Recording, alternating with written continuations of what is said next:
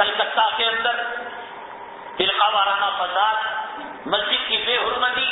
کلام پاک کی بے حرمتی، اسی ہفتے کا تیسرا واقعہ۔ پھر مسلمانوں کی اندھادھند گرفتاریاں،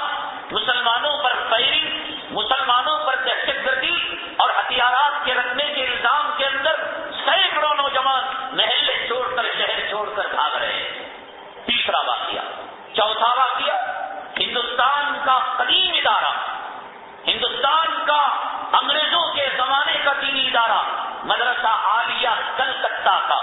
جس میں حضرت شیخ الاسلام مولانا حسین احمد مدنی رحمت اللہ علیہ نے وہاں کے تاریخ کو، جو شاہی مراد آباد کے محتمین تھے حضرت مولانا رشید الدین صاحب، اس مدرسے کے اندر پڑھے اور پڑھائے ہوئے ہیں۔ وہ مدرسہ ہے، لیکن اس کو آج کی حکومت نے کہا، کمیونسٹ حکومت نے، کہ اب اس کو مدرسے کی فہرست سے نکال کر کالج اور اسکول کے زمرے میں لائیں گے۔ مدرسے کا لفظ وہاں سے نکال دو۔ اس ہفتے کا چوتھا واقعہ، حیرت محل میں قرآن کی بے حرمتی، ہریانہ ہائی کورٹ کے اندر داڑھی رکھنے کی تشریح، اسلامی حکم کی تشریح، جس کے باپ نے حق دیا۔ یہ سیکولر ملک، جمہوری ملک، ہر مذہب کے ماننے والوں کے رہنماؤں کو مذہب کی تشریح کا حق ہے، لیکن مسلمانوں کو حق نہیں ہے کہ وہ اپنی داڑھی کی تشریح کر سکیں اور مذہبی احکامات کی تشریح کر سکیں۔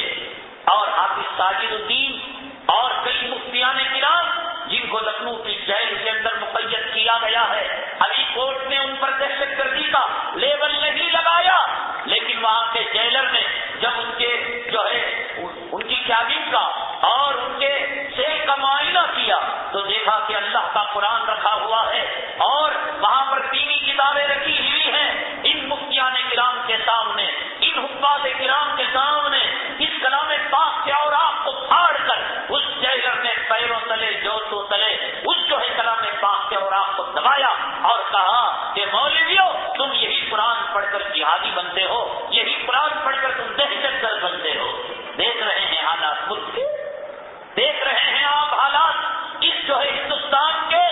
جس کے لیے ہمارے اکابرین نے لہو دیا، قربانیاں دی۔ میرے رب کی عزت و جلالت کی قسم، یہ کافر و مشرک قوم، یہ پیشاب پینے والی قوم، اور یہ شوہروں کے مر جانے کے بعد عورتیں ستی ہو جانے والی قوم،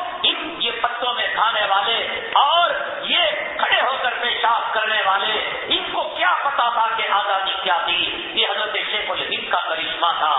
یہ حضرت حسین احمد مدنی کا کرشمہ تھا، یہ انار کے درخت کے نیچے پڑھنے پڑھانے والے دو محمودوں کا کرشمہ تھا، یہ دلی سے لے کر میرٹھ تک ہر درخت میں لگنے والی لاش کا، سولی پر لٹنے والے کسی عالم کی شہادت کا یہ کرشمہ تھا۔ آج یہ سلا دیا جا رہا ہے، آج یہ بدلا دیا جا رہا ہے۔